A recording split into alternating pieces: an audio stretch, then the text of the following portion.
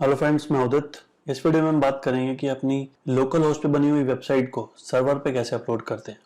तो ये सब चीज़ें हम एक प्लगइन के थ्रू करने वाले हैं। प्लगइन का नाम है all in one WP migration. ठीक है,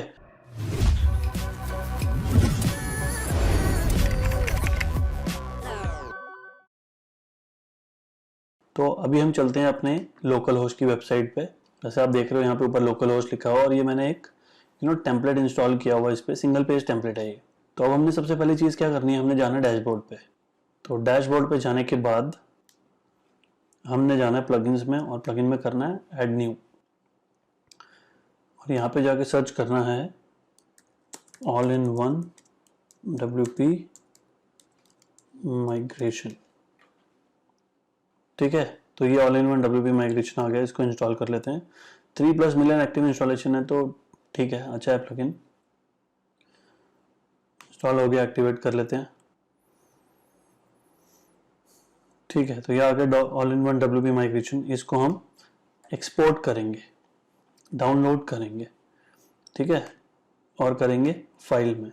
तो एक्सपोर्ट हो रही है। अभी एक्सपोर्ट होने के बाद एक फाइल आ जाएगी ऑटोमेटिकली। यहाँ पे एक्सपोर्ट इंपोर्ट के नीचे ऑप्शन है बैकअप्स, तो बैकअप में वो सेव हो जाएगी। वहाँ पे जाके हम उसको डाउनलोड कर लेंगे, या अभी यहाँ पे हो जाएगी तो यहीं पे डाउनलोड का बटन आएगा तो उसको हम क्लिक करके डाउनलोड कर लेंगे। ठीक है, तो जैसे ही ये हो जाएगा इसको डाउनलोड करते हैं और फिर हम चलेंगे अपने सर्वर पे। ठीक है, तो जब तक ये डाउनलोड होता है तो मैं आपको लेके चलता हूँ अपने GoDaddy पे। ठीक है, तो GoDaddy पे मेरे पास एक ही डोमेन है और ऑलरेडी उस डोमेन पे कुछ चल रहा है। तो पहले होस्टिंग में चल लेते हैं। डोमेन कैसे लेते हैं, होस्टिंग कैसे लेते हैं, सेपरेट वीडियो में मैंने बताया, वो मैं आपको लिंक दे दूंगा, चेकआउट कर सकते हो। ठीक है, और डोमेन को होस्ट कैसे करते हैं वो भी मैंने बताया हुआ है। वेब सर्वर कैसे चूज करते हैं, किस एरिया का लेना है, वो सब मैंने एक वीडियो में कवर किया हुआ है। और एक वीडियो में ये भी बताया हुआ है कि डायरेक्टरी क्या होती है, सब डोमेन क्या होते हैं, मेन डोमेन क्या होता है, वर्डप्रेस किस पे कैसे इंस्टॉल करते हैं, वो सब भी बताया हुआ है। तो अभी हम चलते हैं सी पैनल के अंदर और एक सब डोमेन बना लेते हैं और ये जो वेबसाइट है हम सब डोमेन पे लाइव करेंगे इसको। तो देखते हैं एक बार। तो ऊपर सर्च करते हैं सब डोमेन, सब लिख के एंटर करता हूँ, ये अपने आप ही आ गया सब डोमेन्स। तो यहाँ पे मैंने इसका नाम दिया लोकल होस्ट। ठीक है ना, क्योंकि प्लगइन के थ्रू कर रहा हूँ तो प्लगइन नाम देंगे local host plugin dot bwordpresspro.com। ठीक है, बाकी और कुछ शेयर नहीं रहा मैं यहाँ पे। एक फोल्डर फाइल मैनेजर में बन जाएगा अपने आप, जिसके अंदर वर्डप्रेस इंस्टॉल करूंगा मैं। अभी क्रिएट करते हैं, तो ये आपका एक सब डोमेन बन गया। वापस से सी पैनल के होम पेज पे चलते हैं, डैशबोर्ड पे।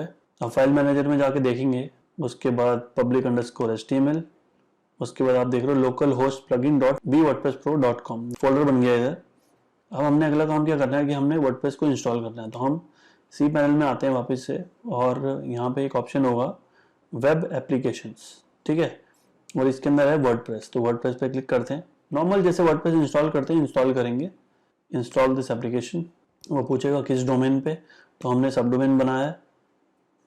तो local host plugin dot WordPress pro dot com. HTTPS तो है नहीं अभी इसका मेरा, देख लेता हूँ एक बार। आई थिंक है, मैंने लिया हुआ है HTTPS भी इसका। तो HTTPS में हम ये ले लेते हैं और डायरेक्टरी के अंदर कुछ नहीं लिखना, खाली छोड़ेंगे इसको। वर्डप्रेस का करंट वर्जन 5.7.1। नीचे आते हैं, यहाँ पे मैं वही नाम दूंगा लोकल होस्ट। ठीक है, प्लगइन, और पासवर्ड में हम देते हैं LH कैपिटल में, प्लगइन स्मॉल में @123। ठीक है, तो let me right this thing. तो मैंने जो अभी वर्डप्रेस इंस्टॉल कर रहा हूँ, जो मैं अपने सर्वर पे कर रहा हूँ, उसका यूज़र आई पासवर्ड नोट कर लेता हूँ मैं, एक सेकेंड। टेक्स्ट में आके टेक्स्ट बॉक्स और यहाँ लिख लेते हैं ID पासवर्ड। तो ID जो है वो हमने लोकल होस्ट प्लगइन रखा है उसका, और जो पासवर्ड है वो हमने रखा है LH प्लगइन @123। कॉपी कर लेते हैं इसको भी और यहाँ पे पेस्ट कर लेते हैं। सेव साइड कर लिया। ठीक है, अभी bwordpresspro.com @gmail.com माई ब्लॉग, ये सब एज इट इज़ रहने दो, कुछ नहीं छेड़ना। इंस्टॉल कर लेते हैं, सेव कर लेते हैं डिटेल्स। ठीक है, तो ये बाय डिफ़ॉल्ट कोई थीम इम्प्लीमेंट हो गई इस पर, ये नहीं है एक्चुअली में, हो रहा है अभी। ठीक है, तब तक देख लेते हैं वो एक्सपोर्ट हो गया तो 410 MB का एक्सपोर्ट हो गया। तो हम क्लिक करते हैं इस पर, ये डाउनलोड भी हो गया। अगर हम इसको क्लोज कर देते और यहाँ लेफ्ट साइड में आके बैकअप्स पे आते तो यहाँ पे भी आपको दिख जाएगा। ठीक है, बैकअप के अंदर भी ये फाइल आ गई जिसका एक्सटेंशन है .wpress। ठीक है, यहाँ पे भी क्लिक करते डाउनलोड हो जाती, तो होने वाली है ऑलमोस्ट डाउनलोड। तब तक हम क्या काम करते हैं, ये जो हमने वर्डप्रेस को इंस्टॉल कर लिया है यहाँ पे, इसको ओपन करके देखते हैं एक बार। कभी कभी इशू आता है ये, तो हम इसमें प्रोसीड करते हैं। ठीक है, तो ये आ गया यहाँ पे। अब यहाँ पे नॉट सिक्योर लिखा हुआ, तो एक बार मैं चेक कर लेता हूँ, bwordpresspro.com। ठीक है, वैसे तो मैंने इधर HTTPS लगा हुआ दिख रहा है मुझे, यहाँ पे अभी नहीं आ रहा, तो देखते हैं कैसे आएगा। वैसे तो डोमेन और सब डोमेन अलग कंसिडर होते हैं, तो हो सकता है कि सब डोमेन का सेपरेट लेना पड़ता हो। तो और जो मैंने वर्डप्रेस इंस्टॉल करा है वो HTTPS वाला कर दिया है, तो या तो मैं एक बार सेफ साइड क्या करता हूँ, मैं HTTP वाला भी कर लेता हूँ और उसी पे काम कर लेता हूँ। लेकिन HTTP वाले में भी नॉट सिक्योर आएगा ही, ठीक है ना, इस पर भी नॉट सिक्योर आएगा। तो चलो ठीक है, यही ले लेते हैं, कोई इशू नहीं है। इस बार कॉपी पेस्ट करके देखते हैं, तो HTTPS है। ठीक है, ठीक है, तो इसको हम एंटर करते हैं। ये हमारी साइट है, इसके बैकएंड में जाने के लिए /wp-admin लिखो। ठीक है, तो यहाँ पे लॉगिन डिटेल्स अभी जो हमने कॉपी पेस्ट करी है जस्ट, तो वो आएगी यहाँ पे local host plugin LH plugin @123। अब लेट मी कंफर्म प्लगइन था या प्लगइन्स था। ठीक है, लॉगिन करते हैं। ये वो वर्डप्रेस है जो मैंने जस्ट इंस्टॉल किया अपने सर्वर पे। Exit to WordPress dashboard, yes I am sure, no thanks I just want to exit. तो ये हमारा अभी डैशबोर्ड खुलेगा यहाँ पे। ठीक है ना। अब वैसे तो नॉर्मली जब वर्डप्रेस पे हम काम करते हैं तो वर्डप्रेस का सॉफ्टवेयर भी होता है, डेटाबेस भी होता है, लेकिन अभी वन क्लिक इंस्टॉल में सब कुछ हो गया अपने आप। ठीक है, तो क्या करना है मुझे, देखो प्लगइन्स में आके यहाँ पे वही सेम प्लगइन डालना है जो हमने लोकल होस्ट पे डाला था। तो all in one WP migration search करते हैं, इंस्टॉल नाउ,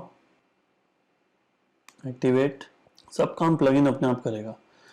तो पहले जब हमने लोकल होस्ट में वो प्लगइन डाला था तो हमने एक्सपोर्ट किया था। अब इस बार हम यहाँ पे इंपोर्ट करेंगे वही जो फाइल डाउनलोड हुई थी। अब क्या देख रहा हूँ मैं कि जब मैं इंपोर्ट करने आया हूँ तो वो कह रहा है कि आप 32 MB ही कर सकते हो, और हमारी फाइल तो 410 MB की है। तो उसके बाद how to increase maximum upload file size in WordPress, तो क्या कह रहा है कि यहाँ पे ये जो लिमिट है कैसे बढ़ानी है। तो चलो मैं इस लिंक को न्यू टैब में खोलता हूँ। अब इसने लिंक दिया हुआ हेल्प कर रहा है, तो एक बार देख लेते हैं कैसे होगा ये। तो एक प्लगइन है बेसिकली जिसका नाम है increase maximum upload file size. ये एक प्लगइन है, ठीक है ना। ये प्लगइन डालूंगा और ये कोडिंग वोडिंग कुछ नहीं करनी, उस प्लगइन में सीधा ऑप्शन आएगा, मैं करके दिखाता हूँ आपको। तो हम चलते हैं फिर से प्लगइन्स में और ऐड न्यू कर लेते हैं इस बार न्यू टैब पे। और प्लगइन का नाम क्या है, increase maximum upload file size. तो इस नाम को कॉपी कर लिया मैंने यहाँ से, यहाँ पे आके प्लगइन्स में आके मैंने पेस्ट किया और सर्च किया। ठीक है, increase maximum upload file size, ये वाला लेंगे, 80,000 वाला, 10,000 वाला नहीं लेंगे। इंस्टॉल नाउ करेंगे, एक्टिवेट। तो ये प्लगइन को एक्टिवेट करने से क्या होगा अभी देखते हैं। अब प्लगइन को अभी एक्टिवेट करा है, अभी कुछ छेड़खानी तो नहीं करी वैसे मैंने। तो अगर मैं मीडिया में भी जा रहा हूँ तो मीडिया में अगर मैं जाके ऐड न्यू करता हूँ, ठीक है, जहाँ से हम इमेजेस वीडियोस डालते हैं, तो 64 MB है, जैसे वहाँ पे 34 है, यहाँ 64 है। लेकिन ये जो मैंने प्लगइन डाल लिया increase maximum upload file size, setting में चलते हैं, इस प्लगइन पे चलते हैं एंड यहाँ पे 64 है, ठीक है ना। होस्टिंग प्रोवाइडर 32 देता है, इसने बाय डिफॉल्ट 64 कर दिया, लेकिन आप इसको अप टू 1 GB तक बढ़ा सकते हो। सेव चेंजेस हो गया सेव। अब ये मैं मीडिया में आता हूँ, रिफ्रेश करता हूँ, देखता हूँ कितनी जाती है लिमिट, 1 GB हो गया। ठीक है, फिर मैं अपने इसमें आता हूँ माइग्रेशन वाले में, इसको रिफ्रेश करते हैं, देखते हैं कितनी लिमिट हो गई, 1 GB। ठीक है, इंपोर्ट फ्रॉम फाइल ही है हमारे पास, तो डाउनलोड्स के अंदर ये रही .wpress वाली फाइल, ओपन कर लेते हैं इसको और अब ये इंपोर्ट होगा। जैसे हम देख रहे हैं कि ये जो इंपोर्ट है ना यहीं पे स्टक हो गया है, तो इसका सॉल्यूशन फाइंड करना पड़ेगा हमें। तो स्टॉप करते हैं इसको और गूगल पे जाके लिखते हैं all in one WP migration import stuck, ऐसे लिख देते हैं या वेरी स्लो लिख देते हैं। तो इसमें ये फर्स्ट नंबर पे एक साइड आ रही है all in one WP migration import stuck problem. तो क्या प्रॉब्लम है बेसिकली ये, तो देख लेते हैं एक बार। तो जैसे हमने इंपोर्ट किया तो कहीं का तो 0 है, हमारा तो 0.02 है, ठीक है ना। लेकिन यहाँ पे वो क्या बोल रहे हैं कि I use backups instead of imports, मतलब जैसे मैं इंपोर्ट कर रहा हूँ तो वो कह रहे हैं इंपोर्ट मत यूज़ करो, आप बैकअप यूज़ करो, ठीक है। तो जो आपने फाइल एक्सपोर्ट की हुई है, अब अपने FTP में जाओ, मतलब अपने GoDaddy में अपने सर्वर पे जाओ और उसके अंदर आप WP कंटेंट के अंदर जाओगे तो आपको ये एक फोल्डर मिलेगा बैकअप्स के नाम से, उसके अंदर वो बैकअप वाली फाइल जो WPress वाली है वो डाल दो और फिर जब अपने प्लगइन पे वापस आओगे तो आप उसको रिस्टोर कर सकते हो। देखते जाओ कैसे कर रहा हूँ। तो ये मेरा GoDaddy है, ये cPanel पे गया, मैं फाइल मैनेजर पे जाएंगे, public_html पे जाएंगे, लोकल होस्ट प्लगइन अपने फोल्डर पे जाएंगे, WP कंटेंट पे जाएंगे, इसके अंदर लिखा है बैकअप्स, ये फोल्डर है, इसको ओपन करेंगे, अपलोड कर देंगे वो WPress वाली फाइल, सेलेक्ट फाइल, ये वाली फाइल हम यहाँ पे अपलोड कर देंगे, परफेक्ट।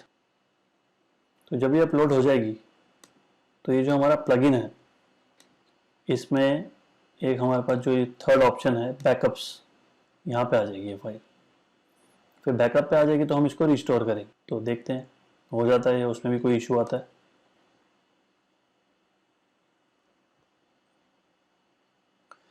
ठीक है, ये अपलोड हो गया, यहाँ पे आकर रिलोड करके देखते हैं, ये डल गया यहाँ पे, ठीक है 410 MB। अब चलते हैं अपने वर्डप्रेस पे और ये बैकअप वाला पोर्शन है, इस पर रिफ्रेश करता हूँ। तो वो जो वहाँ पे अपलोड किया था वो यहाँ पे आ गया। अब मैं इसको करूँगा रिस्टोर, क्योंकि अब इसको यूज़ करना है यहाँ पे। तो जैसे ही रिस्टोर किया वो कह रहा है कि ये ऑप्शन तो पेड एक्सटेंशन में है। अब क्या है कि ये जो WP ऑल-इन-वन WP माइग्रेशन है ना, ये इसका जो लेटेस्ट वर्जन है उसमें ये ऑप्शन पेड में कर दिया। पहले तो वो रिस्ट्रिक्शन थी कि ज़्यादा बड़ी फाइल नहीं डाल सकते, उसको तो ओवरकम कर लिया हमने, लेकिन यहाँ पे आके फिर अटका दिया उसने।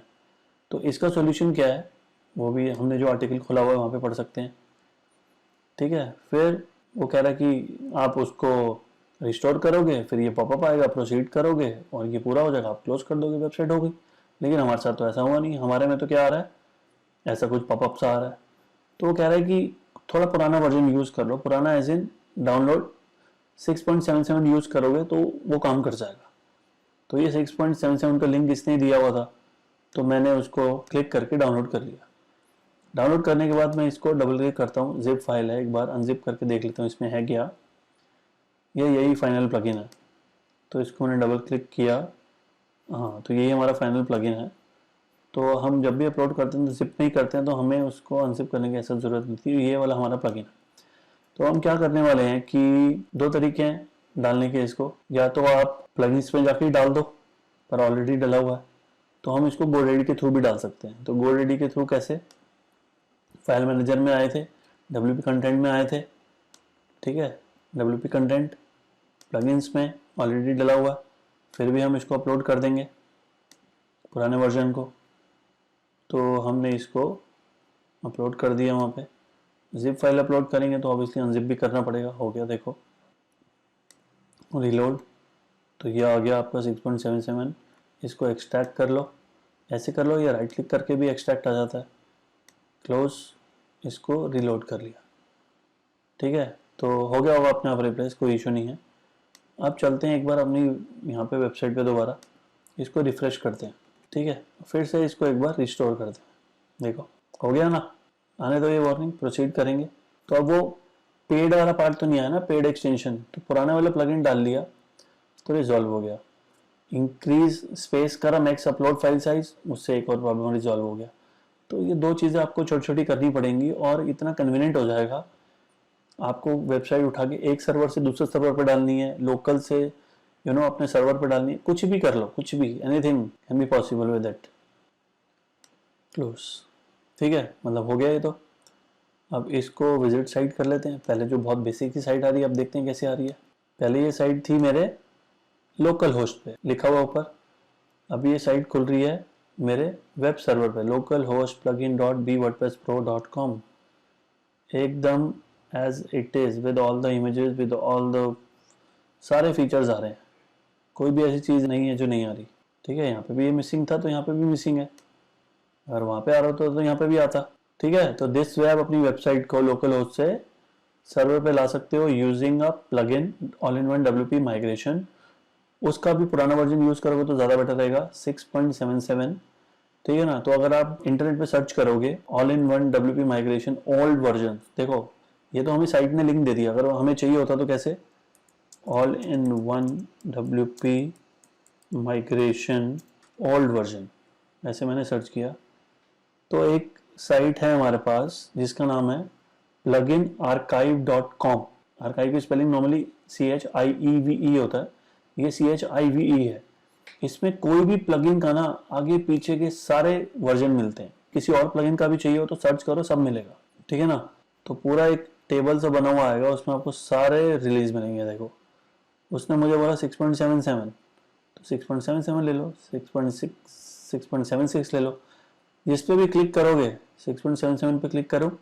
ठीक है, ऐड आ रही है, अभी डाउनलोड हो जाएगा। देख इस पेज पे आ गया, डाउनलोड दिस रिलीज, तो ये आपका डाउनलोड हो गया। सेम है, दोनों 6.77 है।